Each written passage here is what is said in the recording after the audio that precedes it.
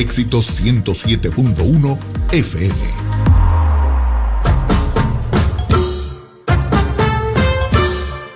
¿Qué son los complejos? Todos tenemos complejos. ¿Cuántos tipos de complejos hay?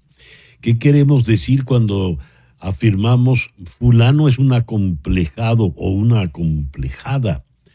¿Es algo positivo? ¿Es algo negativo? ¿De qué estamos hablando? Ese es nuestro tema en el día de hoy. Para este foro hemos convocado a la psicoterapeuta, educadora de disciplina positiva y neuropsicóloga educativa Diana Jiménez. Diana está en Madrid. Y en la ciudad de Bogotá está la psicóloga y psicoterapeuta, experta en temas de depresión, ansiedad, estrés, Rosalín Herrera Martínez, en Bogotá. Rosalín, muy buenos días, muchísimas gracias por acompañarnos. Y en Madrid, Diana, muy buenos días, aunque para ti ya llegó la tarde. Gracias por acompañarnos, Diana. Muchas gracias. ¿Qué son los complejos? Vamos a comenzar con Diana, que es la que está más lejos. Bueno, los complejos son creencias limitantes sobre nosotros mismos y además es algo que está como muy arraigado en nuestra personalidad y vendrían a ser como esas gafas de sol que uno se puede poner, pero que están rayadas, con lo cual muchas veces no vemos la realidad como es, sino como nosotros somos. Entonces los complejos nos llevan un poquito a distorsionar esa realidad. ¿Y cómo lo definirías tú, Rosalín, por favor? Sí, tal cual como dice Diana, es como un conjunto de creencias que de alguna manera tienen una carga emocional profunda y que pueden afectar pues, la vida de las personas porque muchas veces no son tan conscientes. Entonces, es importante identificarlos. ¿Qué tipo de complejos hay, Diana? Bueno, pues hay tantos complejos como personas hay en el mundo, porque al final los complejos vienen, pues pueden forjarse en nuestra infancia, ¿no? Imagina que tenemos un niño que crece delante de un espejo que está torcido y él siempre se ve como más pequeñito, más débil, más torpe de lo que realmente es.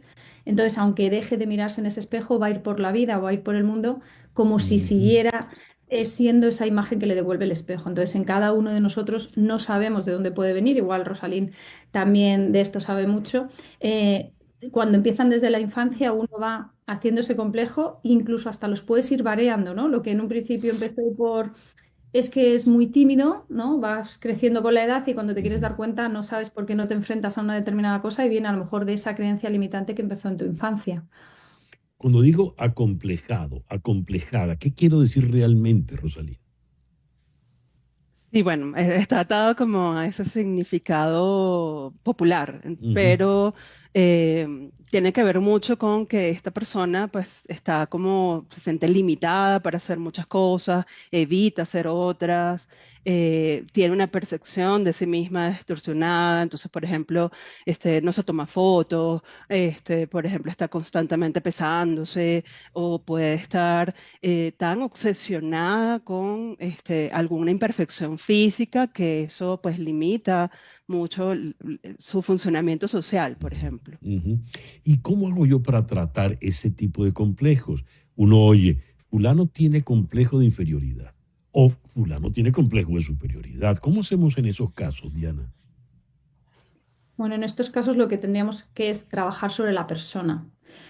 Poder identificar qué es lo que me ha llevado a mí a formar ese complejo, como decía antes, esas gafas que yo me puse en algún momento, normalmente suele ser en la infancia, en los primeros años, que es cuando se desarrolla nuestro estilo de vida, y con esas son con las que vamos viendo el mundo. Es como si tuviéramos nuestro propio mapa y, como se suele decir, el mapa no es el terreno, pero es lo que a nosotros nos está conduciendo por el camino. Entonces, cuando vemos que estos complejos ya son muy limitantes, es como el que tiene las notificaciones del móvil totalmente encendidas y está como saltándole la alarma y no te deja relacionarte de manera adecuada con los demás porque te sientes inseguro, puedes sentir vergüenza, te limita a hacer determinadas cosas en tu vida.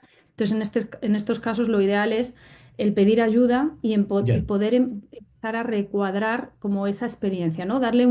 Hacerse uno la pregunta de ¿realmente soy yo este complejo o soy algo más que ese complejo que tengo? Rosalín, en tu experiencia clínica, ¿cuáles serían complejos más recurrentes? Definitivamente los de inferioridad y los complejos físicos. Entonces, yo que trato, por ejemplo, niños, adolescentes, pues ahí es una etapa crítica para poder hacer un buen abordaje y que esto no derive, por ejemplo, en un trastorno de conducta alimentaria, un trastorno de ansiedad social, es decir, que no se vuelva tan difícil de abordar. Entonces, hay etapas críticas y esto es importante para las familias que nos están escuchando poder prestar atención a sus hijos, ¿no? Creo que eso. Aprovechando tu metáfora de las gafas, Diana, ¿cómo me quito las gafas? Las gafas no me dejan ver bien, ¿verdad? Me van a obligar a ver nublado siempre, oscuro. ¿Cómo me las quito? Exacto. Bueno, pues lo que hacemos es primero cuestionarnos esa creencia, ¿no? ¿De dónde viene este complejo? ¿Sigue siendo cierto este complejo? Luego también desafiarnos a nosotros mismos. Es decir, hay veces que nosotros nos mandamos el mensaje de no, es que no puedo. Realmente no puedes, realmente no lo has intentado, porque muchas de las veces lo que hay detrás de un no puedo es una falta de práctica, ¿no? Aún no lo has conseguido. O, por ejemplo, como decía Rosalina, en el caso de la adolescencia, que es un momento en donde los chicos son muy vulnerables y se tambalean esos cimientos que empezaron a formarse en la infancia, toca ese momento de verdad hacer como una introspección y mirar hacia adentro y luego cambiar la narrativa, ¿no? Que muchas veces el mensaje que nos mandamos es que yo soy así, ¿no? Y además nos ocurre una cosa y es que pedimos que los demás cambien. Es que grita demasiado, tiene muy mal carácter. Y luego cuando nos tocan a nosotros decimos, no, es que yo soy así, ¿no? Entre comillas nos justificamos. Yeah. Pues eso también se puede cambiar, ¿no? Cambiar esa narrativa. En vez de soy malo, pues estoy aprendiendo. En el caso de los adolescentes, Rosalín, siempre se dice que la personalidad se termina de moldear en esa adolescencia y que ya después es muy difícil modificar a alguien. No es para llegar al refrán de árbol que nace torcido jamás su tronco endereza, pero algo de eso hay, ¿o no? ¿Puedo yo corregirlo todo, Rosalín? Hay posibilidad de cambio, si no, pues nuestra profesión no tendría sentido.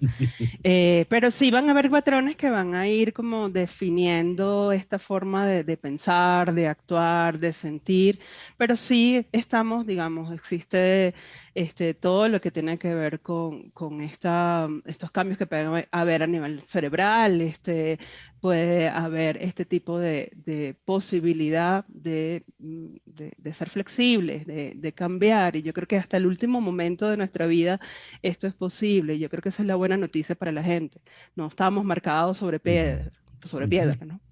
Es decir, no es que hay un complejo que uno diga, este sí es irreversible, ¿no? Eso no existe, ¿o sí, Rosalín? No lo veo así, no lo veo así.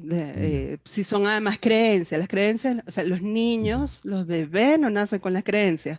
Entonces es importante saber que la gente puede ir modificando estas creencias con el tiempo. Eso es salud mental. O sea, si las creencias son inamovibles, incluso podemos hablar de delirios. Entonces, como la diferencia de poder reconocer que sí hay posibilidad de cambio. Yo creo que ¿Y tú eso qué? es ¿Y tú muy qué importante. piensas, Diana? Exactamente lo mismo. Hay un autor que se llama Viktor Frankl, que además fue influenciado por Alfred Adler, que es la psicología que yo practico, que su libro se titula El hombre en busca del sentido, y una de las cosas que dice es que sí podemos recibir sufrimiento, pero lo importante es el significado que le damos a ese sufrimiento. Entonces, con los complejos lo que tendríamos que quedarnos también es que los complejos no te definen, sino la respuesta que tú das ante ellos sí. Entonces, esto que comenta Rosalín es esperanzador, y es que los seres humanos somos seres creativos por naturaleza y lo que nos define no es causa y efecto, sino qué podemos hacer con aquello que nos pasa. Diana, Rosalín, muchísimas gracias por esta interesante y útil conversación en la mañana de hoy. Gracias. Gracias, César Miguel, por la invitación. Un placer nuevamente, César Miguel. Gracias. Buenas tardes. Diana Jiménez desde Madrid y Rosalín Herrera Martínez desde Bogotá. Ya regresamos.